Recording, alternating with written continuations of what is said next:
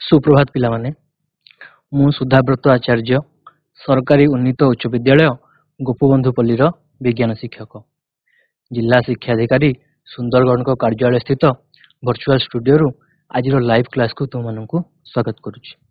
तो पिला माने आज आम मैंने पढ़ा नवम श्रेणी जीव विज्ञान बहिर चतुर्थ अध्याय जहाँकि खाद्य संपदर उन्नतीकरण विषयटू पिला माने पूर्व क्लास रे यही विषय तुमने पढ़ी सारिच विभिन्न प्रकार शस्य जातीय खाद्य जमीक खरीफ शस्य रबी शस्य तथा शस्यर उन्नतीकरण एवं शस्य विभिन्न पोषकर प्रयोग जमीक रासायनिक सार तथा जैविक सार प्रयोग जैविक कृषि फसलर संरक्षण तथा फसल को रोग पोक पीड़क इत्यादि रक्षा करने एवं पशुपालन विषय में पूर्व अध्याय पढ़ा सरी कुकुड़ा पालन एवं मत्स्य चाष। तो आज आमे माने गोपालन एवं महुमाछी पालन प्रसंग को विशेष भाव में आलोचना करिया। तो पिला माने वर्तमान आमे जिबा स्मार्ट बोर्ड पाखु। पिला माने भारत हेउची एक कृषि प्रधान देश। भारतर अधिकांश लोक निजर जीवन जीविका पई मुख्यतः कृषि उपरे निर्भर करिथांती तथा शस्य जातीय खाद्य उत्पादन पई मध्य आमे कृषि उपरे निर्भर करिथाउ। किंतु वर्तमान परिवर्तित परिवेश जलवायु परिवर्तन तथा चाष आमर चाष जमीर अभाव फल खाद्य शस्यर उत्पादन रे बाधा सृष्टि होइछि जहाँकि आम मान गोटे चैलेंज सृष्टि होइछि। तो आमको एथि रक्षा पाइबा शस्य जातीय खाद्य उत्पादन सहित अधिक अधिक पशुपालन उपरे गुरुत्व देबाकू हेब। पिला माने तुमने जानिथिबो निकट अतीत रे जिम्बाब्वे एवं नामिबिया भली देश रे उत्कट खाद्य समस्या देखा देइछि। जिम्बाब्वे देश रे एही लोकमानकर खाद्य समस्या दूर करिया पई सेठाकर सरकार प्राय 200 हाथी को मारी सेमानक मांसरू भोकिला लोकन को खाद्य जोगाई देबा पई योजना करिसेंती। सेही भली नामिबिया रे प्राय 700 वन्य प्राणी को मारी सेमानक मांसरू एही लोकमान पई खाद्य जोगाई देबार योजना करा जाइछि। तेणु आम देश भारत जनसंख्या दृष्टि द्वितीय बृहत्तम देश। यार जनसंख्या वर्तमान प्राय 145 कोटी टपी सारिलाଣି। तो भविष्य रे आम देश रे जेपरी एही उत्कट खाद्य समस्या देखा न देबो सेथिपई आमको आगरू प्रस्तुति रहिबाकू पड़िबो।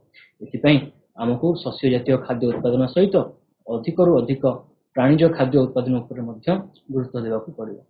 तो पिला माने एही प्राणीज खाद्य उत्पादन पई आमको पशुपालन अधिक रु अधिक पशुपालन उपर गुरुत्व देबार निहाती आवश्यकता रहिछि। पिला माने आमे जानिबा जे पशुपालनर संज्ञा पशुपालन कहले वैज्ञानिक पद्धति अवलंबन करी उन्नत मानर खाद्य बासगृह प्रजनन तथा रोग निराकरण करी पशु संपदरु अधिक उत्पादन करने को पशुपालन कहा जाए। तो पिला माने आमे केवल गोटे पशु जेमती गाई महिषी बा छेली ताकू केवल रखीदेले हम ना जे सेमानकु आमे तांकर बासोपयोगी गोटे उन्नत परिवेश जोगाई देबा आवश्यक। ता सहित सेमानकु उन्नत मानर खाद्य एवं तांकर किपरि वंश वृद्धि हो पारिबो तथा टाइम टू टाइम सेमानकर चिकित्सा करी सेमानकु तांकर रोग निराकरण करी सेमानकु सुस्थ रखिया को पड़िबो जहा द्वारा कि आमे पशु संपदरु अधिक उत्पादन करि परिबा। तो पिला माने पशु संपद कहले व्यापक अर्थ रे गो महिषादि पालन मत्स्य चाष कुकुड़ा पालन एवं महुमाछी पालन इत्यादि को बुझाई थाए। तो यही गोपालन आमे गाई बा महिषी मान ठारू दुग्ध पाई था सहित से दुग्धरू आमे प्रक्रियाकरण करी विभिन्न दुग्धजात पदार्थ उत्पादन करिथाउ। ता छड़ा माछ मध्य हमर एक पुष्टिकर खाद्य सेहीपरि कुकुड़ा ठारू आमे अंडा एवं मांस पाई थाउ एवं महुमाछी पालन द्वारा आमे महु उत्पादन करि पाइथाउ।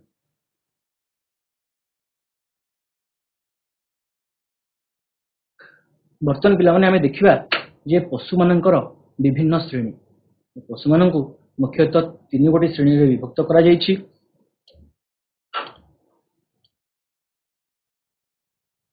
जेमते कि प्रथम रे हमर आछंती जंगली पशु। पिला माने नारु तुम माने जानि पाउथिबो जो पशु माने मुख्यतः जंगल रे वास करंती सेमानक आमे जंगली पशु रा आख्या देइथाउ। जेमते कि बाघ सिंह गंडा भालू चिताबाघ इत्यादि। एवं द्वितीय रे आसिले पोषा पशु। यही पशु मानक जंगल धरी आनी मनुष्य प्रशिक्षण दे निज कार्य विनियोग करें। ଏବଂ ତୃତୀୟରେ ଆସିଲେ ଗୃହପାଳିତ ପଶୁ ଯେଉଁମାନଙ୍କୁ ବିଭିନ୍ନ ଘରୋଇ କାର୍ଯ୍ୟରେ ଲଗାଯାଏ। ଯେମିତିକି ଆମେ କେତେକ ପଶୁ ଯେମିତି ଗାଈ ମଇଁଷି ଏମାନଙ୍କ ଠାରୁ ଦୁଗ୍ଧ ଉତ୍ପାଦନ କରିବା ପାଇଁ ସେମାନଙ୍କୁ ପାଳନ କରିଥାଉ। ଛେଳି ମେଣ୍ଢା ଇତ୍ୟାଦି ପଶୁମାନଙ୍କୁ ସେମାନଙ୍କ ଠାରୁ ଦୁଗ୍ଧ ମାଂସ ତଥା ଚମଡ଼ା ପାଇଁ ମଧ୍ୟ ପାଳନ କରିଥାଉ। ସେହିପରି ଆଉ କେତେକ ପଶୁ ଅଛନ୍ତି ଯେଉଁମାନଙ୍କୁ ଆମେ ସଉକ ପାଇଁ ପାଳନ କରିଥାଉ, ଯେମିତିକି ବିଲେଇ। ନେକ୍ସଟ ଆମେ ଦେଖିବା ଯେ ଯେଉଁମାନେ ଜଙ୍ଗଲୀ ପଶୁ ରହିଲେ ସେମାନେ ଯଦି ଆବଦ୍ଧ ଅପେକ୍ଷା ମୁକ୍ତ ଭାବରେ ରହିବେ ସେମାନଙ୍କର ପ୍ରଜନନ ଉନ୍ନତତର ହେଇଥାଏ। ତା ଛଡ଼ା ସେମାନେ ମଧ୍ୟ ସ୍ୱଭାବରେ ହିଂସ୍ର ହେଇଥାନ୍ତି। ତ ସେମାନଙ୍କୁ ଆମେ ଘରୋଇ ପରିବେଶରେ ରଖିପାରିବା ନାହିଁ। ଯଦି ବି ଆମେ ତାଙ୍କୁ ଘରୋଇ ପରିବେଶରେ ରଖୁଛନ୍ତି ତେବେ ସେମାନଙ୍କର ଉତ୍ତମ ଭାବରେ ପ୍ରଜନନ ହେଇପାରିବ ନାହିଁ ଏବଂ ସେମାନଙ୍କର ବଂଶ ବିସ୍ତାର ବାଧାପ୍ରାପ୍ତ ହେବ। ତ ଏହି ପଶୁମାନେ ଯେମିତିକି ବାଘ ଭାଲୁ ଗଣ୍ଡା ଇତ୍ୟାଦି। ନେକ୍ସଟ ଆମେ ଦେଖିବା ପୋଷା ପଶୁ। ଏହି ପଶୁମାନଙ୍କୁ ମନୁଷ୍ୟ ଜଙ୍ଗଲରୁ ଧରି ଆଣି ତାଙ୍କୁ ଉପଯୁକ୍ତ ତାଲିମ ପ୍ରଦାନ କରି ବିଭିନ୍ନ କାର୍ଯ୍ୟରେ ବିନିଯୋଗ କରିଥାଏ। ଯେମିତିକି ହାତୀ ଗରିଲା ସିମ୍ପାଞ୍ଜି ଇତ୍ୟାଦି। ପିଲାମାନେ ତୁମେ ଜାଣିଥିବ ଯେତେବେଳେ ଆଗ କାଳରେ ରାଜା ରାଜୁଡ଼ା ମାନେ ଯୁଦ୍ଧ କରିବାକୁ ଯାଉଥିଲେ ସେହି ସମୟରେ ସେମାନେ ହାତୀ ଘୋଡ଼ା ଇତ୍ୟାଦିଙ୍କର ବ୍ୟବହାର କରୁଥିଲେ। ସେଥିପାଇଁ ପୂର୍ବରୁ ସେମାନଙ୍କୁ ଉପଯୁକ୍ତ ଭାବରେ ତାଲିମ ପ୍ରଦାନ କରାଯାଉଥିଲା। ତା ଛଡ଼ା ଯେତେବେଳେ ଗମନାଗମନର ସୁବିଧା ନଥିଲା ବା ପରିବହନର ସୁବିଧା ନଥିଲା ହାତୀ ଦ୍ୱାରା ମଧ୍ୟ ଅଧିକ ଭାର ଜିନିଷ ବୁହାଯାଉଥିଲା। ଯେମିତିକି ତୁମେ ଜାଣିଥିବ ମନ୍ଦିର ନିର୍ମାଣ କାର୍ଯ୍ୟରେ ଯେଉଁ ବଡ଼ ବଡ଼ ପଥର ଖଣ୍ଡ ସବୁ ବ୍ୟବହାର ହେଉଥିଲା ହାତୀ ସାହାଯ୍ୟରେ ସେହି ପଥର ଖଣ୍ଡ ଉଠାଇ ମନ୍ଦିର ନିର୍ମାଣ କାର୍ଯ୍ୟରେ ବ୍ୟବହାର କରାଯାଇପାରୁଥିଲା। ତା ସହିତ ଘୋଡ଼ା ଇତ୍ୟାଦି ପ୍ରାଣୀମାନଙ୍କୁ ଦୂର ସ୍ଥାନକୁ ଗମନାଗମନ ପାଇଁ ମଧ୍ୟ ବ୍ୟବହାର କରାଯାଉଥିଲା। ଘୋଡ଼ା ପିଠିରେ ସବାର ହୋଇ ଲୋକମାନେ ଦୂର ସ୍ଥାନକୁ ଯାତ୍ରା କରିପାରୁଥିଲେ। ତୃତୀୟରେ ଆମେ ଦେଖିବା ଗୃହପାଳିତ ପଶୁ। ଏହି ପଶୁମାନଙ୍କୁ ସାଧାରଣତଃ ଗୃହ କାର୍ଯ୍ୟରେ ଲଗାଯାଏ। ଯେମିତିକି ଗାଈ ମଇଁଷି ଇତ୍ୟାଦିଙ୍କ ଠାରୁ ଆମେ ଦୁଗ୍ଧଜାତ ପଦାର୍ଥ ପାଇଥାଉ। ତା ସହିତ ଯେଉଁ ଆମର ରହିଲେ କୁକୁର ତାକୁ ଆମେ ଘର ଜଗିବା ପାଇଁ ବ୍ୟବହାର କରିଥାଉ ଏବଂ କେତେକ ପକ୍ଷୀ ମଧ୍ୟ ଅଛନ୍ତି ଯେଉଁମାନଙ୍କୁ ଆମେ ମାଂସ ଅଣ୍ଡା ପାଇଁ ପାଳନ କରିଥାଉ।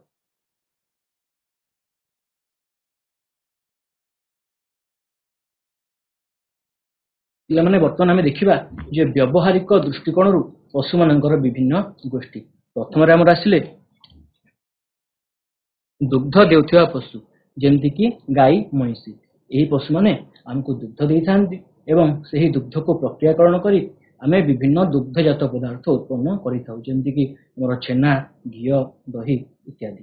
ଏବଂ ଆସିଲେ ମାଂସ ଓ ଅଣ୍ଡା ଦେଉଥିବା ପ୍ରାଣୀ। ଏହି ମାଂସ ଅଣ୍ଡା ଦେଉଥିବା ପ୍ରାଣୀରେ ଆମର ଅନ୍ତର୍ଭୁକ୍ତ ଯେମିତିକି ଛେଳି ମେଣ୍ଢା ଇତ୍ୟାଦି ସେମାନଙ୍କ ଠାରୁ ଆମେ ମାଂସ ପାଇଥାଉ।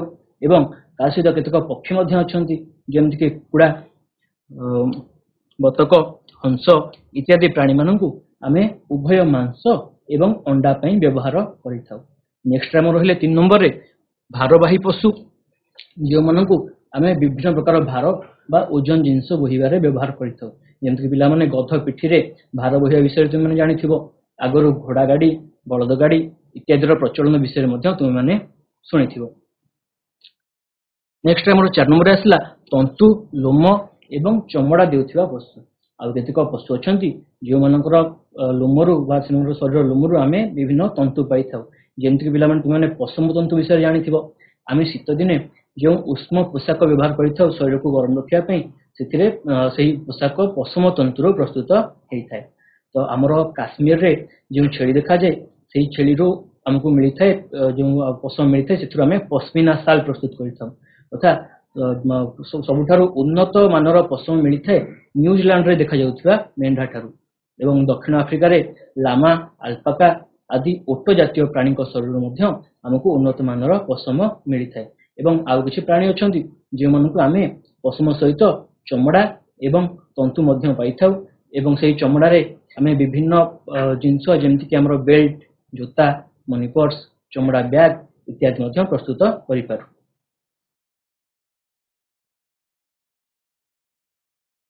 ପିଲାମାନେ ତୁମେ ଜାଣିଛ କି ଆମ ଦେଶ ଭାରତ ପୃଥିବୀର ସବୁଠାରୁ ଅଧିକ ଦୁଗ୍ଧ ଉତ୍ପାଦନକାରୀ ଏବଂ ଦୁଗ୍ଧ ବ୍ୟବହାରକାରୀ ଦେଶ। ତ ଆମ ଦେଶରେ ପ୍ରାଣୀଜ ଖାଦ୍ୟର ଚାହିଦା ଅନେକ ରହିଛି। ତ ଲୋକମାନେ ଦୁଗ୍ଧଜାତ ପଦାର୍ଥ ଖାଇବା ପାଇଁ ବେଶୀ ପସନ୍ଦ କରିଥାନ୍ତି। ତ ବଜାରର ଚାହିଦା ହିସାବରେ ସେଗୁଡ଼ିକର ଉତ୍ପାଦନ ମଧ୍ୟ ଅଧିକ ହୋଇଥାଏ।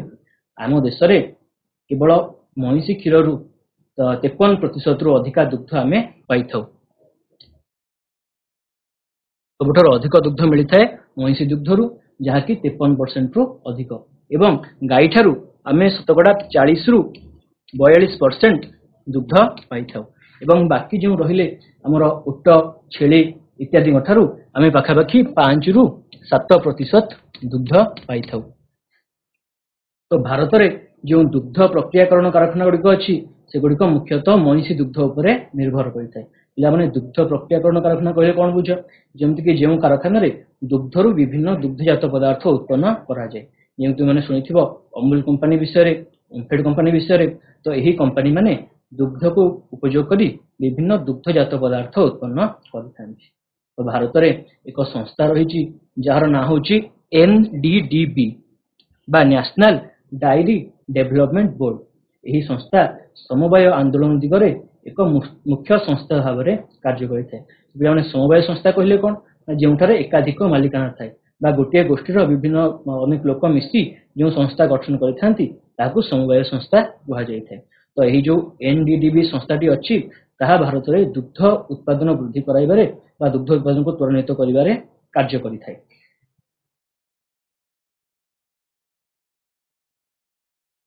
ନେକ୍ସଟ ପିଲାମାନେ ଆମେ ଦେଖିବା ଗୋ ମହିଷାଦି। ଗୋ ମହିଷାଦି କହିଲେ ଗାଈ, ବଳଦ, ଷଣ୍ଢ, ଛେଳି, ମେଣ୍ଢା ଇତ୍ୟାଦି ଗୋ ମହିଷାଦିର ଅନ୍ତର୍ଭୁକ୍ତ। ଏହି ଜାତିର ଯେଉଁ ମାଇ ପଶୁମାନେ ରହିଲେ ସେମାନେ ଆମକୁ ଦୁଗ୍ଧ ଦେଇଥାନ୍ତି। ତା ସହିତ ଯେଉଁ ଅଣ୍ଡିରା ପଶୁମାନେ ରହିଲେ ସେମାନେ ଆମକୁ କୃଷି କାର୍ଯ୍ୟରେ ସହାୟତା କରିଥାନ୍ତି। ଯେମିତିକି ବଳଦ ଆଉ ପଣ୍ଡା ମଇଁଷି ଦ୍ୱାରା କୃଷି କାର୍ଯ୍ୟ କରାଯିବା ବିଷୟରେ ତୁମେମାନେ ଜାଣିଥିବ। ସେଇଭଳି ଏବଂ ବଳଦକୁ ମଧ୍ୟ ବଳଦ ଗାଡ଼ି ବା ଯିବା ଆସିବା ପାଇଁ ବା ଗମନାଗମନ ପାଇଁ ମଧ୍ୟ ବଳଦ ଗାଡ଼ି ଆକାରରେ ବ୍ୟବହାର ଆମେ କରିଥାଉ। ତା ସହିତ ଏହି ଜୀବମାନଙ୍କର ଯେଉଁ ବର୍ଜ୍ୟବସ୍ତୁ ବା ଗୋବର ସେଥିରୁ ଜୈବିକ ଗ୍ୟାସ୍ ବା ଗୋବର ଗ୍ୟାସ୍ ପ୍ରସ୍ତୁତ କରାଯାଇଥାଏ, ଯାହାକି ମିଥେନ୍ ଗ୍ୟାସ୍। ମିଥେନ୍ ହେଉଛି ଏକ ଧୂଆଁ ବିହୀନ ଗ୍ୟାସ୍ ଏବଂ ଏହାକୁ ରୋଷେଇ କାର୍ଯ୍ୟରେ ଇନ୍ଧନ ରୂପରେ ବ୍ୟବହାର କରାଯାଇଥାଏ। ତଥା ଏହି ପଶୁମାନଙ୍କର ମଳରୁ ମଧ୍ୟ ଜୈବିକ ସାର ପ୍ରସ୍ତୁତ କରାଯାଇଥାଏ, ଯାହାକି ଗୋବର ଖତ ହୋଇଥାଏ। ଏବଂ ଏହି ପଶୁମାନଙ୍କର ଯେଉଁ ମଳ ତାକୁ ଶୁଖାଇ ସେଥିରୁ ଜାଳ ବା ଘଷି ପ୍ରସ୍ତୁତ କରାଯାଇଥାଏ। ପିଲାମାନେ କିନ୍ତୁ ଘଷି ହେଉଛି ଏକ ଜାଳ ଯେଉଁଥିରେ କି ଜଳାଇବାରେ ଅଧିକ ଧୂଆଁ ବାହାରିଥାଏ, ଯାହାଦ୍ୱାରା ପରିବେଶ ପ୍ରଦୂଷଣ ହେବାର ସମ୍ଭାବନା ଅଧିକ ଥାଏ। ନେକ୍ସଟ ପିଲାମାନେ ଆମେ ଦେଖିବା ବଂଶ। ବଂଶ କହିଲେ କ'ଣ ବୁଝ? ସମାନ ବଂଶାନୁକ୍ରମ, ଶରୀରର ଆକୃତି, ଆକାର ଓ ଗଠନରେ ସାମଞ୍ଜସ୍ୟ ଥିବା ଗୋଟିଏ ଜାତିର ପ୍ରାଣୀମାନଙ୍କର ଗୋଷ୍ଠୀକୁ ଏକ ବଂଶ ବୋଲି କୁହାଯାଇଥାଏ। ତ ପିଲାମାନେ ଭାରତୀୟ ଆମେ ଗାଈମାନଙ୍କର କେତେକ ମୁଖ୍ୟ ବଂଶ ଅଛି, ଯେମିତିକି ପ୍ରଥମରେ ହେଲା ଭାରତୀୟ ଜାତି, 2 ନମ୍ବରରେ ହେଲା ବିଦେଶୀ ଜାତି ଏବଂ 3 ନମ୍ବରରେ ଭାରତୀୟ ଗୋରୁ ଗାଈମାନଙ୍କର ଉନ୍ନତ ଜାତି।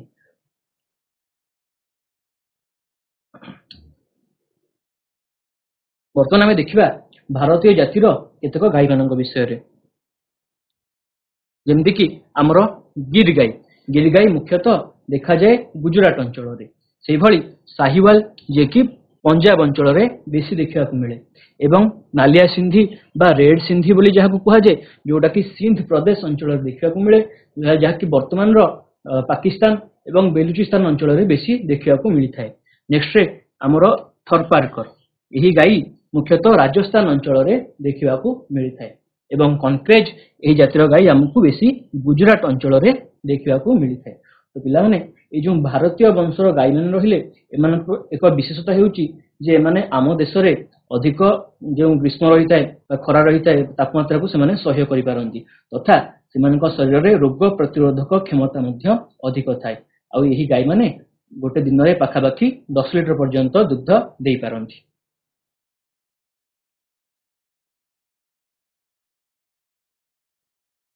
ନେକ୍ସଟ ଆମେ ଦେଖିବା ଯେ ବିଦେଶୀ ଜାତିର କେତେକ ଅଧିକ ଦୁଗ୍ଧ ଦେଉଥିବା ଗାଈ ଗୋରୁମାନଙ୍କ ବିଷୟରେ, ଯେମିତିକି ଆମର ଜର୍ସି, ସୁଇସ୍, ହିଲଷ୍ଟେନ୍ ଏବଂ ଫ୍ରିଏସିଆନ୍ ଇତ୍ୟାଦି ହେଲେ ବିଦେଶୀ ଜାତିର କେତେକ ଅଧିକ ଦୁଗ୍ଧ ଦେଉଥିବା ଗାଈ ଗୋରୁ। ଏମାନେ ଗୋଟେ ଦିନରେ ପାଖାପାଖି 30 ଲିଟର ପର୍ଯ୍ୟନ୍ତ କ୍ଷୀର ଦେଇପାରନ୍ତି। କିନ୍ତୁ ପିଲାମାନେ ଏହି ଜାତିର ଗାଈମାନଙ୍କୁ ବାହାରୁ ବା ବିଦେଶରୁ ଆମଦାନୀ କରାଯାଇ ଆମ ଭାରତରେ ପାଳନ କରାଯାଇଥାଏ। କିନ୍ତୁ ଏଠାରେ ଗୋଟେ ଅସୁବିଧା ହେଉଛି ଯେ ଏହି ପଶୁମାନେ ଯେହେତୁ ବାହାରେ ଥଣ୍ଡା ଅଞ୍ଚଳରେ ସେଠିକାରେ ଉପଯୋଜନ କରିବା ପାଇଁ ତାଙ୍କ ଶରୀର ବନିଛି, ତେଣୁ ସେମାନଙ୍କୁ ଯେତେବେଳେ ଆମେ ଭାରତରେ ଆଣି ଆମ ଦେଶରେ ଅଧିକ ତାପମାତ୍ରା କଣ୍ଡିସନରେ ଆମେ ରଖିବା ତ ସେମାନଙ୍କୁ आमको संतुलित आहार देवाक पड़ी थाए ता सहित सेमानकु वैज्ञानिक पद्धति निर्मित गुहाळे रखा पड़ी थाए तथा सेमानकर रोग नियंत्रण करिया पड़ी थाए समय समय सेमानकु चिकित्सा करी रोग निराकरण करिया पड़ी थाए तथा सेमानकु कोन विभिन्न प्रजनन उपरे बा सेमानकर वंश विस्तार उपरे मध्य गुरुत्व देवाक पड़ी थाए। तो एथिपाई चासी भाई माने अधिक खर्चांतर सम्मुखीन हुअंती। तो पिला माने आमको गोटे एभली गाई दरकार जे कि अधिक दुग्ध दे पारुथिबो ता सहित आम परिवेश रे निजको खाप खाई मध्य चली पारुथिबो।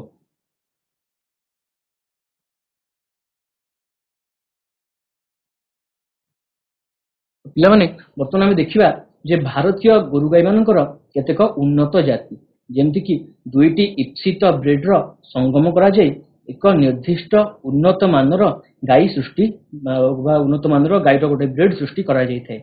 जेमति कि हमर देसी गाई जे कि साहिवाल ता सहित विदेशी जातिर गाई फ्रिएसियन रो संकरीकरण करा जाय फ्रेवाल नामक उन्नत किस्मर गाई सृष्टि करा जाय पारुछि। एवं सेहि भली हमर देशी जातिर गाई साहिवाल सहित विदेशी जातिर गाई ब्राउन स्विस रो संकरीकरण करा जाय करन स्विस नामक उन्नत ब्रीड रो गाई सृष्टि करा जाय पारुछि। तो पिला माने एही संकरीकरण गाई मानकर गोटे विशेषता हेउछि जे माने अधिक दुग्ध देई थांती ता सहित आम परिवेश रे मध्य निजको खाप पाई चली पारि थांती जेथुर चासी भाई माने अधिक खर्चांत होंती नाही तथा चाष कार्यरु बा से माने लाभान्वित होई पारंती।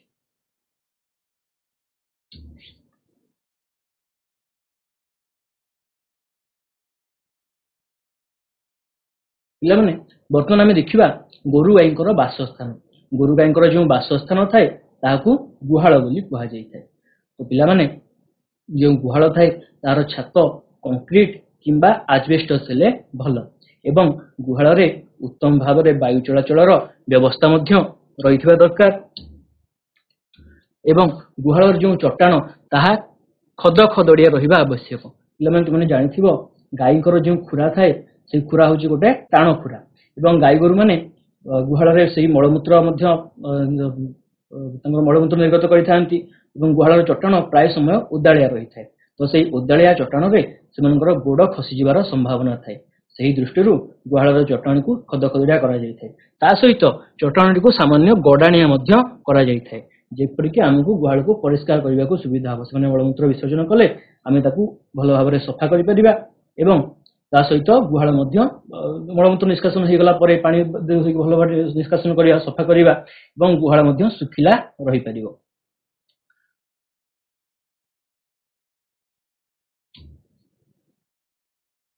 नेक्स्ट आम देखिबा जे गो खाद्य पिला माने गो खाद्य होची साधारणतः दुई प्रकार गोटे होची जीवन धारण खाद्य एवं द्वितीयटे होची उत्पादक खाद्य।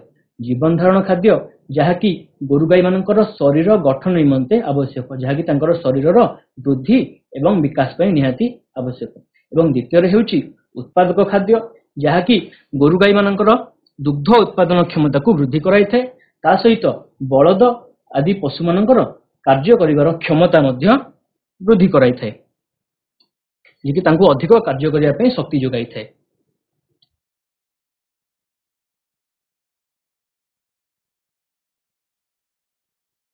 पिला माने एही दुई प्रकार खाद्य हमकु साधारणतः दुईटी माध्यम रु मिले जेमति कि प्रथम रे हला हमर तंतु जातीय गो खाद्य जेमति कि उदाहरण हला कंचा घास डाल पत्र नडा पाळ सुखिला घास इत्यादि। माने गाई मानकु मुख्यतः चाषी भाई माने आजिकाली उन्नत किस्मर केतेक घास चाष करी गाई मानकु खाଇବା ପାଇଁ दिया जाउची ता सहित आमे जो धान चाष करिथाउ धान अमल होला परे धान बाहरी गला परे जो बळका नडा रही जाय बा धानर गछ रही जाय ताको बिडा बांधी संग्रह कर रखा जाय ताकि परे सेही जिंस को गाई को खाଇବା को दिया जाय परिबो। ता सहित गाई गोरु माने मध्य डाल पत्र खाଇବା ପାଇଁ पसंद करथांती ता सहित सेमानकु सुखिला घास मध्य संग्रह कर रखी परे खाଇବା को दिया जाय जेमति कोळथ बिरी ए सब जो गछ ताकू अमल होइसला परे ताकू मध्य संचय करी रखा जाय गाई मानकु परे खाଇବା को दिया जाय। एवं द्वितीय रे हम देखिबा दाना जातीय गो खाद्य जेमति कि उदाहरण हमर खाद्य शस्य तेल पिडिया बिरी कोळथ ता सहित मकार अवशिष्टांश मुग चोपा बिरी चोपा ए सब को मध्य गाई मानकु खाଇବା को दिया जाय। एहा सहित किछि खनिज मिश्रण एवं ଖାଦ୍ୟ ମିଶ୍ରଣ ମଧ୍ୟ ଯୋଗ କରାଯାଇଥାଏ। ଦେଖିଥିବ ପିଲାମାନେ ଗାଈ ମାନଙ୍କୁ କ୍ୟାଲସିୟମ ଭିଟାମିନ୍ସ ଏସବୁ ଖାଇବାକୁ ଦିଆଯାଏ, ଯାହା ଫଳରେ କି ସେମାନଙ୍କର ଦୁଗ୍ଧ ଉତ୍ପାଦନ କ୍ଷମତା ବୃଦ୍ଧି ହେଇପାରିବ। ତ ପିଲାମାନେ ଶରୀରର ବୃଦ୍ଧି, ପ୍ରଜନନ, କ୍ଷୀର ଉତ୍ପାଦନ ତଥା ଜୀବନ ଧାରଣ ପାଇଁ ସମସ୍ତ ଆବଶ୍ୟକୀୟ ଉପାଦାନ ସାଧାରଣତଃ ସୁଷମ ଗୋଖାଦ୍ୟରୁ ହିଁ ମିଳିଥାଏ।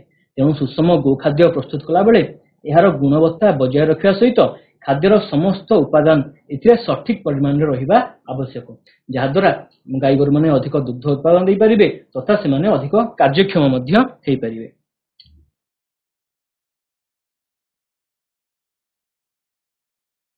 ପିଲାମାନେ ଯେମିତି ଆମମାନଙ୍କୁ ରୋଗ ହେଇଥାଏ ସେମିତି ଗାଈଗୋରୁ ମାନଙ୍କୁ ମଧ୍ୟ ବିଭିନ୍ନ ପ୍ରକାର ରୋଗ ହେଇଥାଏ। ପିଲାମାନେ ଦେଖିବ ଯେ ଗାଈଗୋରୁ ମାନଙ୍କର ଯେଉଁ ଥୁମଣି ରହିଥାଏ ତାହା ସାଧାରଣତଃ ଓଦାଳିଆ ରହିଥାଏ, କିନ୍ତୁ ଯଦି ଗାଈଟିଏ ରୋଗଗ୍ରସ୍ତ ହୁଏ ତେବେ ତାହାର ଥୁମଣି ଶୁଖିଯାଏ ଏବଂ ଖାଦ୍ୟ ଗ୍ରହଣର ପରିମାଣ ମଧ୍ୟ କମି ଯାଇଥାଏ।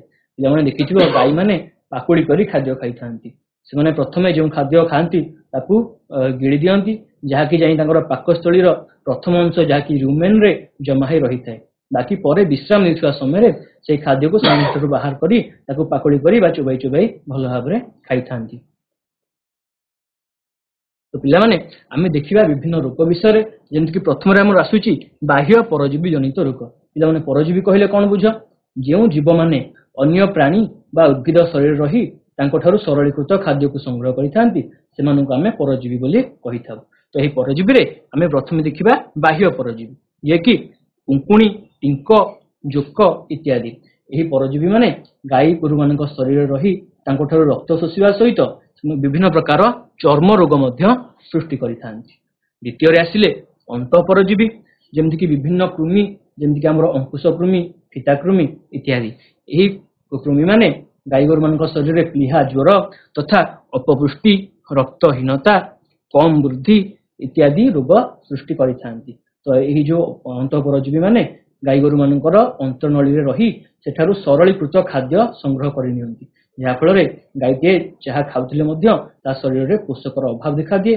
ସେ ମାଲ ନ୍ୟୁଟ୍ରିସନ ବା ଅପପୁଷ୍ଟି ରୋଗର ସମ୍ମୁଖୀନ ହୋଇଥାଏ, ଯାହାଦ୍ୱାରା କି ସମୟ ଅନୁସାରେ ତାର ଶରୀରର ବୃଦ୍ଧି ବିକାଶ ଠିକ ଭାବରେ ହୋଇପାରେ ନାହିଁ।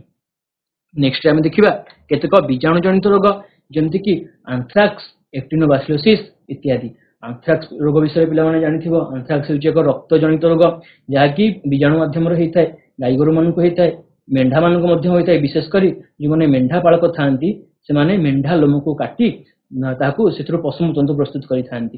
ତ ସେହି ମେଣ୍ଢା ପାଳକ ମାନଙ୍କୁ ମେଣ୍ଢା ଠାରୁ ଆନ୍ଥ୍ରାକ୍ସ ରୋଗ ହେବାର ବହୁ ସମ୍ଭାବନା ରହିଥାଏ।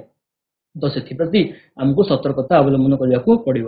ନେକ୍ସଟ ଆମେ ଦେଖିବା କେତେକ ଭୂତାଣୁ ଜନିତ ରୋଗ, ଯେମିତିକି ସର୍ଦ୍ଦି, ନିମୋନିଆ, ଫାଟୁଆ ଇତ୍ୟାଦି। ଯେଉଁମାନେ ଫାଟୁଆ ରୋଗ ବିଷୟରେ ତମେ ଜାଣିଥିବ। ଫାଟୁଆ ହେଉଛି ଏକ ଭୂତାଣୁ ଜନିତ ରୋଗ, ଯାହାକି ଗାଈ ଗୋରୁମାନଙ୍କର ପାଟି ଏବଂ ଗୋଡରେ ଘା ସୃଷ୍ଟି କରିଥାଏ, ଯଦ୍ୱାରା ଗାଈ ଗୋରୁମାନଙ୍କର ଖାଦ୍ୟ ଖାଇବାର ପରିମାଣ କମି ଯାଇଥାଏ ଏବଂ ସେମାନଙ୍କର ଦୁଗ୍ଧ ଉତ୍ପାଦନ ମଧ୍ୟ ବହୁଳ ମାତ୍ରାରେ ପ୍ରଭାବିତ ହୋଇଥାଏ।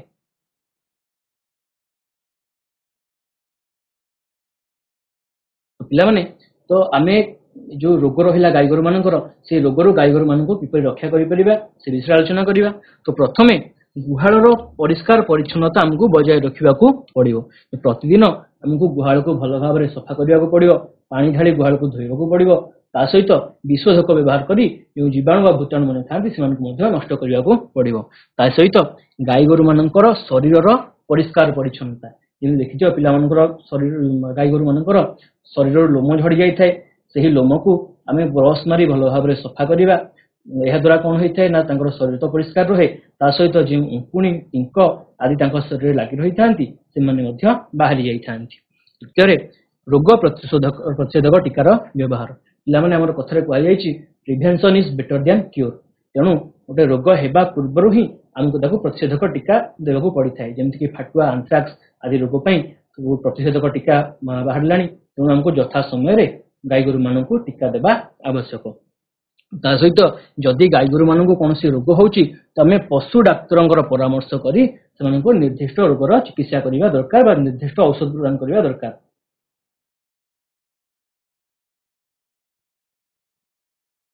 ପିଲାମାନେ ଦେଖ, ଇଏ ହେଉଛି ଆନ୍ଥ୍ରାକ୍ସ ରୋଗର एग्जांपल जहाँकि हूँ गोटे कौन रक्त जनित रोग से भली यह हूँ फाटुआ जहाँकि गोटे भूताणु जनित रोग जमीक देखुव गाई गोरु मान पार्टी किभली घा सृष्टि होती। नेक्स्ट रे चर्म रोग जहाँकि एक बाह्य परजीवी जनित रोग। नेक्स्ट रे अंत परजीवी जनित रोग जब देखिपे गाई मानकर जो बाछुरी था विशेषकर से बेसी यही अंत परजीवी जनित रोगर सम्मुखीन होता जहाँकि शरीर वृद्धि विकास ठीक भाव हो पारे ना बयस सहित जी वृद्धि हवा कथा से वृद्धि हो पारे नहीं से अपपुष्टिर शिकार होता।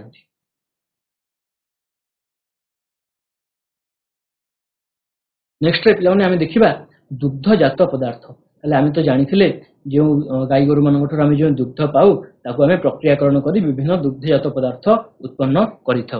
पिला प्राणी मान जो दुग्ध मिलता है ताकू पूर्ण क्रीम युक्त दुग्ध कह जाए। तो जितेबले से दुग्धर क्रीम अंश को अलग कर दि जाए ताकू आम अवशिष्ट दुग्ध को टोन्ड दुग्ध बोली कही था। यही दुग्धरे आम जेहेतु स्नेहसार अंश अलग कर दी था तेणु से दुग्धरे स्नेहसार अंश न थाए एवं यह सर विहीन दुग्ध बोली कह जाई परियो। तो पिला माने गाई गोरु मान मिलुथिबा जो दुग्ध से विभिन्न दुग्धजात पदार्थ उत्पन्न करिथाउ जेमतिक हमर क्रीम दही घोल दही घी घनीभूत दुग्ध जहाँ राबिडी बोली आम कहि परिबा गुंड दुग्ध छेना खुआ इत्यादि।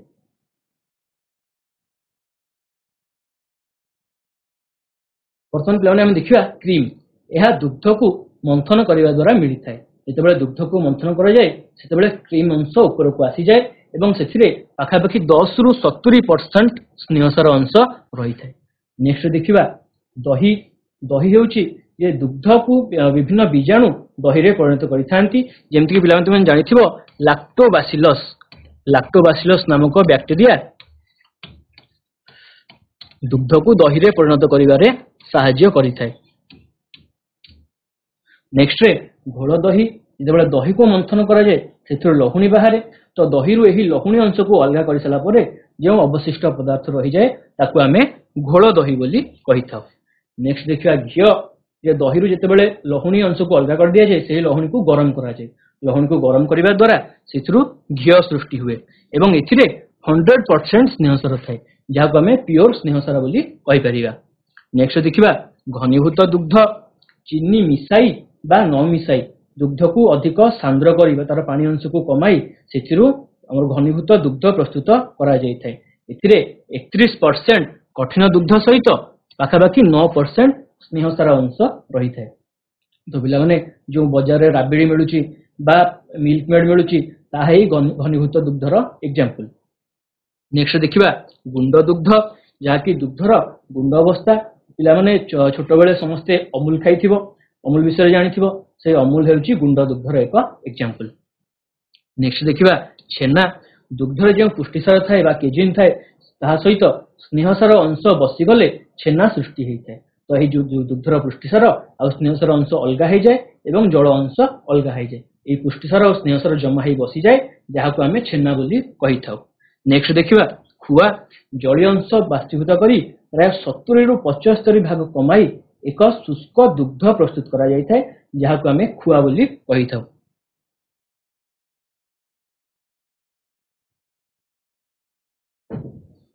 नेक्स्ट पिला माने आम देखिबा गोबर गैस प्लांट। तो गोबर गैस प्लांट बा जैविक गैस प्लांट हेउची एक कोठरी जो जीव जंतुंकर वर्ज्य वस्तु जेमती कि गाई महिषी मानकर गोबर इत्यादि को एवं ता सहित केतेक अबायवीय बीजाणु जेमती कि एग्जांपल हला हमर मिथानोजेन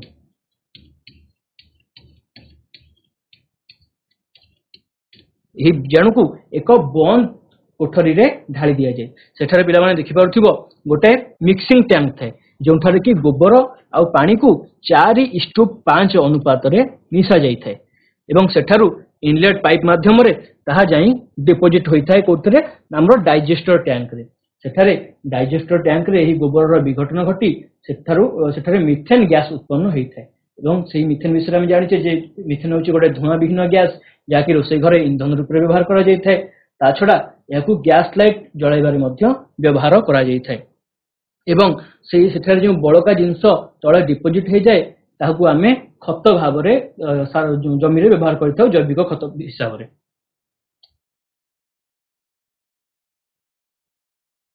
ବର୍ତ୍ତମାନ ଆମେ ଦେଖିବା ପିଲାମାନେ ମାଂସ ପ୍ରଦାନ କରୁଥିବା ପ୍ରାଣୀ। ତ ମେଣ୍ଢା ହେଉଛି ମନୁଷ୍ୟ ମାନଙ୍କ ଦ୍ୱାରା ପାଳନ କରାଯାଉଥିବା ଦ୍ୱିତୀୟ ବୃହତ୍ତମ ପ୍ରଜାତି। ମେଣ୍ଢା ଠାରୁ ଆମେ ଦୁଗ୍ଧ, ମାଂସ, ଚମଡ଼ା ତଥା ଲୋମ, ଯାହାକୁ ଆମେ ପଶମ ତନ୍ତୁ ରୂପେ ବ୍ୟବହାର କରୁ, ଏସବୁ ଆମେ ପାଇଥାଉ। ତଥା ମେଣ୍ଢାର ଯେଉଁ ମଳ, ସେଥିରୁ ମଧ୍ୟ ଖତ ପ୍ରସ୍ତୁତ କରାଯାଇପାରେ। ନେକ୍ସଟ ଦେଖିବା ଆମେ ଘୁଷୁରୀ ବିଷୟରେ ଦେଖିବା ଯେ ଆମ ଦେଶରେ ସର୍ବମୋଟ ମାଂସ ଉତ୍ପାଦନର ଘୁଷୁରୀ ଶତକଡ଼ା 5% ଆମକୁ ଯୋଗାଇଥାଏ ଏବଂ ଘୁଷୁରୀର ଚର୍ମ, ଚର୍ବି ତଥା ତାର ଲୋମ ଯଥାକ୍ରମେ ଚମଡ଼ା ଶିଳ୍ପ, ସାବୁନ, ତେଲ ଏବଂ ଝାଡ଼ଣୀ ହିସାବରେ ବ୍ୟବହାର କରାଯାଇଥାଏ। ଘୁଷୁରୀ ଖତରେ ଯବକ୍ଷାରଜାନ, ଫସ୍ଫରସ ଏବଂ ପୋଟାସିୟମ ପ୍ରଚୁର ପରିମାଣରେ ଥାଏ। ପିଲାମାନେ ଜାଣିଥିବ ଉଦ୍ଭିଦର ଗୋଟେ ମୁଖ୍ୟ ପୋଷକ ହେଉଛି କିଏ? NPK। N ରେ ହେଲା ନାଇଟ୍ରୋଜେନ, P ରେ ଫସ୍ଫରସ, K ରେ ହେଲା କ୍ୟାଲିୟମ, ଯାହାକି କ୍ୟାଲିୟମ ହେଉଛି ପୋଟାସିୟମର ଲାଟିନ ନେମ୍।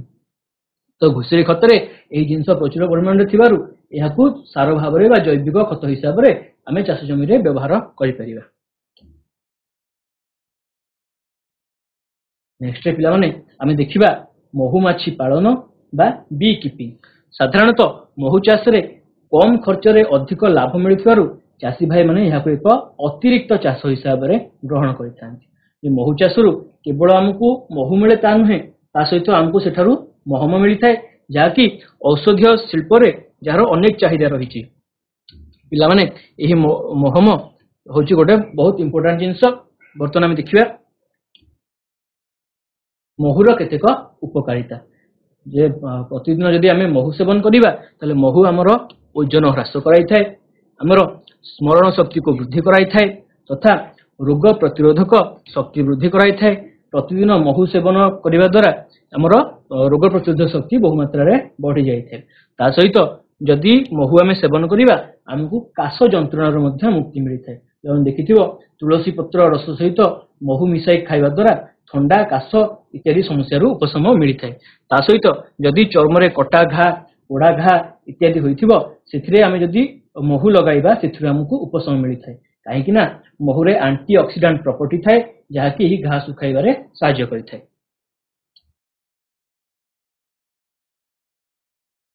ନେକ୍ସଟ ଆମେ ଦେଖିବା ପିଲାମାନେ ମହମର କେତେକ ବ୍ୟବହାର। ଯେମିତିକି ପୂର୍ବରୁ ଆମେ ପଢିଲେ ମହମକୁ ଔଷଧୀୟ ଶିଳ୍ପରେ ବ୍ୟବହାର କରାଯାଏ। ମହମ ବତୀ ବା ଆମେ ଯେଉଁ କ୍ୟାଣ୍ଡେଲ ବ୍ୟବହାର କରୁ, ସେହି କ୍ୟାଣ୍ଡେଲ ପ୍ରସ୍ତୁତିରେ ମଧ୍ୟ ମହମକୁ ବ୍ୟବହାର କରାଯାଏ ତଥା ବିଭିନ୍ନ ପ୍ରସାଧନ ସାମଗ୍ରୀ ବା କସ୍ମେଟିକ୍ ଜିନିଷ ପ୍ରସ୍ତୁତିରେ ମଧ୍ୟ ମହମକୁ ବ୍ୟବହାର କରାଯାଇଥାଏ। ଯେମିତିକି ଆମେ ଯେଉଁ ସ୍କିନ୍ରେ ବ୍ୟବହାର କରୁ ମଶ୍ଚରାଇଜର, ତାହା ପ୍ରସ୍ତୁତିରେ ମହମର ବ୍ୟବହାର ହୋଇଥାଏ। ଏବଂ ତୁମେମାନେ ପିଲାମାନେ ଯେଉଁ ରଙ୍ଗ କରିବାରେ କ୍ରେୟନ ରଙ୍ଗ ବ୍ୟବହାର କରୁଛ, ସେହି କ୍ରେୟନ ରଙ୍ଗ ମଧ୍ୟ ମହମରୁ ପ୍ରସ୍ତୁତ ହୋଇଥାଏ।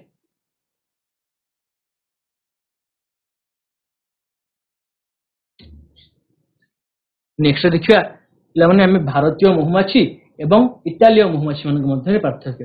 ପିଲାମାନେ ତୁମେ ଜାଣିବ ଯେ ପୃଥିବୀରେ ପ୍ରାୟ ମହୁମାଛିଙ୍କର 20,000ରୁ ଅଧିକ ପ୍ରଜାତି ଦେଖିବାକୁ ମିଳେ, କିନ୍ତୁ ସେଥିରୁ ମାତ୍ର ଅଳ୍ପ କେତେକ ପ୍ରଜାତି ଅଛନ୍ତି ଯେଉଁମାନେ କି ମହୁ ପ୍ରସ୍ତୁତ କରିପାରନ୍ତି। ତ ବ୍ୟବସାୟିକ ମହୁ ଚାଷ ନିମନ୍ତେ ଆମ ଭାରତୀୟ ମହୁମାଛି ମାନଙ୍କ ଅପେକ୍ଷା ଇଟାଲୀୟ ମହୁମାଛି ମାନଙ୍କର ବେଶୀ ବ୍ୟବହାର କରାଯାଏ। କାରଣ এই ଯେଉଁ ଇଟାଲୀୟ ମହୁମାଛି ମାନେ ରହିଲେ ସେମାନଙ୍କର ମହୁ ସଂଗ୍ରହ କରିବାର ଦକ୍ଷତା ଭାରତୀୟ ମହୁମାଛି ମାନଙ୍କ ଠାରୁ ଅଧିକ ତଥା ସେମାନେ ବେଶୀ ଦିନ ପର୍ଯ୍ୟନ୍ତ ମହୁ ଫେଣାରେ ରହିଥାନ୍ତି ଏବଂ ମହୁ ସଂଗ୍ରହ କରିଥାନ୍ତି ଏବଂ ସେମାନେ ଭଲ ବଂଶ ବିସ୍ତାର ମଧ୍ୟ କରିପାରନ୍ତି।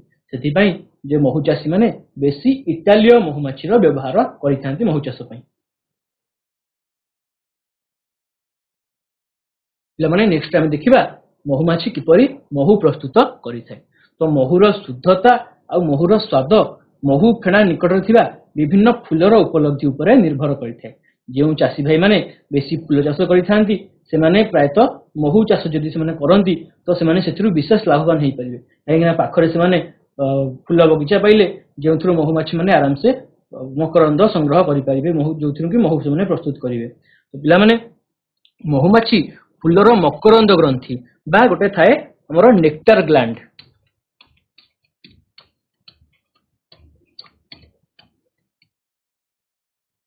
ତ ଫୁଲରେ ଗୋଟେ ନେକ୍ଟାର ଗ୍ଲାଣ୍ଡ ଥାଏ ବା ମକରନ୍ଦ ଗ୍ରନ୍ଥି ଥାଏ, ଯେଉଁଥିରୁ ମହୁମାଛି ମକରନ୍ଦ ବା ନେକ୍ଟାର ସଂଗ୍ରହ କରିଥାଏ।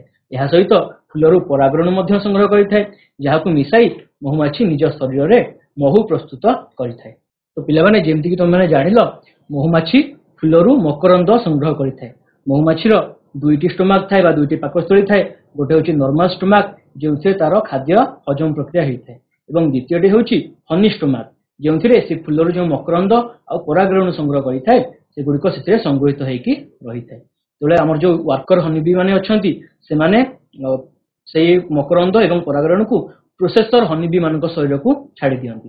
ସେଠାରେ କେତେକ ଏଞ୍ଜାଇମ୍ ଯେମିତିକି କାଇନେଟେଜର ଉପସ୍ଥିତିରେ ତାହା ସରଳ ଶର୍କରା ଯେମିତିକି ଆମର ସୁକ୍ରୋଜ ଫ୍ରୁକ୍ଟୋଜ ଆଦିରେ ପରିଣତ ହୁଏ ଏବଂ ସେଥିରୁ ମହୁ ପ୍ରସ୍ତୁତ ହେଇପାରେ। ତ ପିଲାମାନେ ଯେଉଁ ମହୁ ଆମେ ବ୍ୟବହାର କରୁଛେ ସେହି ମହୁରେ ସାଧାରଣତଃ 70% ଶର୍କରା ରହିଥାଏ। ତା ସହିତ 18% ଜଳ ରହିଥାଏ ଏବଂ ଅଳ୍ପ ପରିମାଣର ଭିଟାମିନ୍ ଖଣିଜ ଲବଣ ତା ସହିତ ପରାଗରେଣୁ ଏବଂ କିଛି ମହମ ଅଂଶ ରହିଥାଏ। ତ ପିଲାମାନେ ଆଜି ଆମେ ମାନେ ପଢିଲେ ଯେ ଗୋପାଳନ ଏବଂ ମହୁମାଛି ପାଳନ ବିଷୟରେ। ତ ଏବେ ତମମାନଙ୍କ ପାଇଁ କିଛି ପ୍ରଶ୍ନ ରହିଛି ମଲ୍ଟିପଲ ଚଏସ୍ କ୍ୱେଶ୍ଚିନ୍ ଯାହାକି ଆମେ ଆଲୋଚନା କରିବା। ପିଲାମାନେ ତମମାନଙ୍କ ପାଇଁ ପ୍ରଥମ କ୍ୱେଶ୍ଚିନ୍ ଯାହାକି ଏମାନଙ୍କ ମଧ୍ୟରୁ ଡ୍ୟାସ୍ ଏକ ଭାରବାହୀ ପଶୁ ଗାଈ ମଇଁଷି ନା ଗଧ। ପିଲାମାନେ କୁହ ଏମାନଙ୍କ ମଧ୍ୟରୁ କେଉଁଠି ଏକ ଭାରବାହୀ ପଶୁ ଗାଈ ମଇଁଷି ନା ଗଧ? Barabal girls high school. Very good right answer ହେଉଛି ଭେରି ଗୁଡ୍ ରାଇଟ୍ ଆନ୍ସର। ପିଲାମାନେ ତମମାନଙ୍କ ପାଇଁ ନେକ୍ସଟ କ୍ୱେଶ୍ଚିନ୍ ପୃଥିବୀରେ ଡ୍ୟାସ୍ ସବୁଠାରୁ ଅଧିକ ଦୁଗ୍ଧ ଉତ୍ପାଦନ ଏବଂ ଦୁଗ୍ଧ ବ୍ୟବହାରକାରୀ ଦେଶ? ରାଇଟ୍ ଆନ୍ସର ହେଉଛି ଭାରତ। ଭେରି ଗୁଡ୍ ଭାରତ ହେଉଛି ପୃଥିବୀରେ ସବୁଠାରୁ ଅଧିକ ଦୁଗ୍ଧ ଉତ୍ପାଦନକାରୀ ଏବଂ ଦୁଗ୍ଧ ବ୍ୟବହାରକାରୀ ଦେଶ। 3 ନମ୍ବର କ୍ୱେଶ୍ଚିନ୍ ଗାଈ ଗୋବରରୁ ନିର୍ଗତ ଡ୍ୟାସ୍ ଗ୍ୟାସ୍ କୁ ଆମେ ଇନ୍ଧନ ରୂପରେ ବ୍ୟବହାର କରିଥାଉ? Methane. Very good right answer. ଗାଈ ଗୋବରରୁ ନିର୍ଗତ ମିଥେନ୍ ଗ୍ୟାସ୍ କୁ ଆମେ ଇନ୍ଧନ ରୂପରେ ବ୍ୟବହାର କରିଥାଉ। ପିଲାମାନେ ଆମେ ଜାଣିଥିଲେ ଯେ ମିଥେନ୍ ହେଉଛି ଏକ ଧୂଆଁ ବିହୀନ ଗ୍ୟାସ୍ ଯାହାକି ଆମେ ରୋଷେଇ କାର୍ଯ୍ୟରେ ଇନ୍ଧନ ରୂପେ ବ୍ୟବହାର କରିଥାଉ। ତା ସହିତ ମିଥେନ୍ ଗ୍ୟାସ୍ କୁ ମଧ୍ୟ ଗ୍ୟାସ୍ ଲାଇଟ୍ ଜଳାଇବାରେ ବ୍ୟବହାର କରାଯାଇଥାଏ। 4 ନମ୍ବର କ୍ୱେଶ୍ଚିନ୍ ଏମାନଙ୍କ ମଧ୍ୟରୁ ଡ୍ୟାସ୍ ଏକ ବିଦେଶୀ ପ୍ରଜାତିର ଗାଈ ଅଟେ? ଗିର୍ ନା ସାହିୱାଲ ନା ସୁଇସ୍? ଏମାନଙ୍କ ମଧ୍ୟରୁ ଡ୍ୟାସ୍ ଏକ ବିଦେଶୀ ପ୍ରଜାତିର ଗାଈ ଅଟେ? ଗିର୍ ସାହିୱାଲ ନା Swiss? Very good right answer ହେଲା ସୁଇସ୍। ସୁଇସ୍ ହେଉଛି ଏକ ବିଦେଶୀ ପ୍ରଜାତିର ଗାଈ। ତ ପିଲାମାନେ ଆମେ ଜାଣିଥିଲେ ଏଇ ବିଦେଶୀ ପ୍ରଜାତିର ଯେଉଁ ଗାଈମାନେ ଥାନ୍ତି ସେମାନେ ଅଧିକ ଦୁଗ୍ଧ ଦେଇଥାନ୍ତି। ପାଖାପାଖି ସେମାନଙ୍କଠାରୁ ଆମେ ଗୋଟେ ଦିନରେ 30 ଲିଟର ପର୍ଯ୍ୟନ୍ତ ଦୁଗ୍ଧ ଆମେ ପାଇଥାଉ। ନେକ୍ସଟ କ୍ୱେଶ୍ଚିନ୍ ଗାଈ ଗୋରୁ ମାନଙ୍କ ମଧ୍ୟରେ ଡ୍ୟାସ୍ ଏକ ଫାଟୁଆ ଏକ ଡ୍ୟାସ୍ ଜନିତ ରୋଗ? ଆଦି ପ୍ରାଣୀ ନା ଜୀବାଣୁ ନା ଭୂତାଣୁ? ନେକ୍ସଟ ଆଉ କିଏ କହିପାରିବ? ଭୂତାଣୁ ଜନିତ। ରାଇଟ୍ ଆନ୍ସର ଗାଈ ଗୋରୁ ମାନଙ୍କ ମଧ୍ୟରେ ଫାଟୁଆ ହେଉଛି ଗୋଟେ ଭୂତାଣୁ ଜନିତ ରୋଗ। ନେକ୍ସଟ କ୍ୱେଶ୍ଚିନ୍ ଗୋ ଖାଦ୍ୟ ସାଧାରଣତଃ ଡ୍ୟାସ୍ ପ୍ରକାରର? 2 ନା 3 ନା 4? 2 ପ୍ରକାର। ଭେରି ଗୁଡ୍ ଗୋ ଖାଦ୍ୟ ସାଧାରଣତଃ 2 ପ୍ରକାର। ଯେମିତିକି ଆମେ ଜାଣିଛେ ଗୋଟେ ହେଉଛି ଜୀବନ ଧାରଣ ଖାଦ୍ୟ ଯାହାକି ଗୋରୁ ଗାଈ ମାନଙ୍କର ଶରୀର ଗଠନରେ ସାହାଯ୍ୟ କରିଥାଏ ଏବଂ ଦ୍ୱିତୀୟଟି ହେଉଛି ଉତ୍ପାଦକ ଖାଦ୍ୟ ଯାହାକି ଗୋରୁ ଗାଈ ମାନଙ୍କର ଦୁଗ୍ଧ ଉତ୍ପାଦନ କ୍ଷମତା ବୃଦ୍ଧି କରାଇଥାଏ। ତା ସହିତ ଯେଉଁ ଅଣ୍ଡିରା ପଶୁମାନେ ରହିଲେ ଯେମିତିକି ବଳଦ ସେମାନଙ୍କର କାର୍ଯ୍ୟ କରିବାର ଶକ୍ତି ମଧ୍ୟ ବୃଦ୍ଧି କରାଇଥାଏ। ନେକ୍ସଟ କ୍ୱେଶ୍ଚିନ୍ ପିଲାମାନେ କ୍ୱେଶ୍ଚିନ୍ ଶୁଣ। ନେକ୍ସଟ କ୍ୱେଶ୍ଚିନ୍ ଟୋଣ୍ଡ ଦୁଗ୍ଧରେ ଡ୍ୟାସ୍ ର ମାତ୍ରା କମ ଥାଏ? ଶ୍ଵେତସାର ପୁଷ୍ଟିସାର ନା ସ୍ନେହସାର? Right answer ସ୍ନେହସାର। ପିଲାମାନେ ଗାଈ ମାନଙ୍କ ଠାରୁ ଆମେ ଯେଉଁ ଦୁଗ୍ଧ ପାଇଥାଉ ତାକୁ ଆମେ ଫୁଲ କ୍ରିମ ଯୁକ୍ତ ଦୁଗ୍ଧ ବୋଲି କହିଥାଉ। ଯେତେବେଳେ ସେହି ଦୁଗ୍ଧରୁ ସ୍ନେହସାର ଅଂଶ ଅଲଗା କରିଦିଆଯାଏ ତାକୁ ଟୋନ୍ଡ ମିଲ୍କ ବୋଲି କୁହାଯାଇଥାଏ। ତେଣୁ ଟୋନ୍ଡ ମିଲ୍କରେ ସ୍ନେହସାର ଅଂଶ ହିଁ କମ ଥାଏ। ନେକ୍ସଟ କ୍ୱେଶ୍ଚିନ୍ ମହୁମାଛି ଫୁଲର ଡ୍ୟାସ୍ ଗ୍ରନ୍ଥିରୁ ଫୁଲର ମକରନ୍ଦ ଗ୍ରନ୍ଥିରୁ ଡ୍ୟାସ୍ ସଂଗ୍ରହ କରିଥାଏ? ମହୁ ସଂଗ୍ରହ କରେ ନା ମକରନ୍ଦ ସଂଗ୍ରହ କରେ ନା ପରାଗରେଣୁ ସଂଗ୍ରହ କରେ? ମକରନ୍ଦ। ମହୁ ମହୁ। Very good. ନାଇଁ ମକରନ୍ଦ ରାଇଟ୍ ଆନ୍ସର। ପିଲାମାନେ ମହୁମାଛି ଫୁଲର ମକରନ୍ଦ ଗ୍ରନ୍ଥିରୁ ମହୁ ସଂଗ୍ରହ କରେ। ମହୁମାଛି ଫୁଲରୁ ମହୁ ସଂଗ୍ରହ କରେ ନାହିଁ, ସେ ମକରନ୍ଦ ଗ୍ରନ୍ଥିରୁ ମକରନ୍ଦ ସଂଗ୍ରହ କରେ, ତା ସହିତ ପରାଗରେଣୁ ସଂଗ୍ରହ କରେ ଏବଂ ତାକୁ ମିଶାଇ ସେ ନିଜ ଶରୀରରେ ମହୁ ପ୍ରସ୍ତୁତ କରିଥାଏ। ମହୁମାଛି ମହୁ ସଂଗ୍ରହ କରେ ନାହିଁ, ମକରନ୍ଦ ସଂଗ୍ରହ କରିଥାଏ। ନେକ୍ସଟ କ୍ୱେଶ୍ଚିନ୍ ମହୁରେ ସାଧାରଣତଃ ଡ୍ୟାସ୍ % ଶର୍କରା ଥାଏ? 50 ନା 60 ନା 70? 70%। Very good. 70%। ମହୁରେ ସାଧାରଣତଃ 70% ଶର୍କରା ଅଂଶ ଥାଏ, ତା ସହିତ 18% ଥାଏ କଣ ଜଳ ଅଂଶ, ନୁହଁ କି? ଆଉ କିଛି ପରିମାଣର ଭିଟାମିନ, ଖଣିଜ ଲବଣ, ପରାଗରେଣୁ, ମହମ ଇତ୍ୟାଦି ରହିଥାଏ। ନେକ୍ସଟ କ୍ୱେଶ୍ଚିନ୍, ମହୁ ଫେଣାରୁ ମହୁ ବ୍ୟତୀତ ଡ୍ୟାସ୍ ମିଳେ ଯାହାକି ଔଷଧୀୟ ଶିଳ୍ପରେ ବ୍ୟବହାର କରାଯାଇଥାଏ? ପରାଗରେଣୁ ନା ମହମ, ମକରନ୍ଦ? ମହମ। Very good. ମହୁ ଫେଣାରୁ ମହୁ ବ୍ୟତୀତ ମହମ ମିଳିଥାଏ ଯାହାକି ଔଷଧୀୟ ଶିଳ୍ପରେ ବ୍ୟବହୃତ ହୋଇଥାଏ। ତା ସହିତ ଆମେ କସ୍ମେଟିକ୍ସ ଜିନିଷ ତିଆରିରେ ମଧ୍ୟ ବ୍ୟବହାର କରିଥାଉ, କ୍ରେୟନ ରଙ୍ଗ ପ୍ରସ୍ତୁତିରେ ବ୍ୟବହାର କରିଥାଉ ଏବଂ ମହମବତୀ ପ୍ରସ୍ତୁତିରେ ମଧ୍ୟ ବ୍ୟବହାର କରିଥାଉ। ତ ପିଲାମାନେ ତୁମମାନଙ୍କ ପାଇଁ କିଛି ଗୃହ କାର୍ଯ୍ୟ ଅଛି। 1 ନମ୍ବର କ୍ୱେଶ୍ଚିନ୍, ତୁମ ଅଞ୍ଚଳରେ କେଉଁ କେଉଁ ପଶୁ ପାଳନ କରାଯାଏ ତାର ଏକ ତାଲିକା ପ୍ରସ୍ତୁତ କର। ଏବଂ 2 ନମ୍ବର, ମହୁର ବ୍ୟବହାର ଗୁଡ଼ିକ ଲେଖ। ପିଲାମାନେ ଏହି ବିଷୟରେ ତୁମମାନେ କ୍ୱେଶ୍ଚିନ୍ ଆନ୍ସର ଗୁଡ଼ିକ କରି ତୁମ ବିଦ୍ୟାଳୟର ବିଜ୍ଞାନ ଶିକ୍ଷକ ବା ଶିକ୍ଷୟିତ୍ରୀଙ୍କ ନିକଟରେ ଖାତା ଚେକ୍ କରାଇ ନେବ। ତ ପିଲାମାନେ ଆଜିର ଅଧ୍ୟାୟକୁ ଆମେ ଏଇଠି ରଖିବା। ତ ଆଜିର ଏହି ଅଧ୍ୟାୟରେ ସହଯୋଗ କରିଥିବାରୁ ସମସ୍ତଙ୍କୁ ବହୁତ ବହୁତ ଧନ୍ୟବାଦ।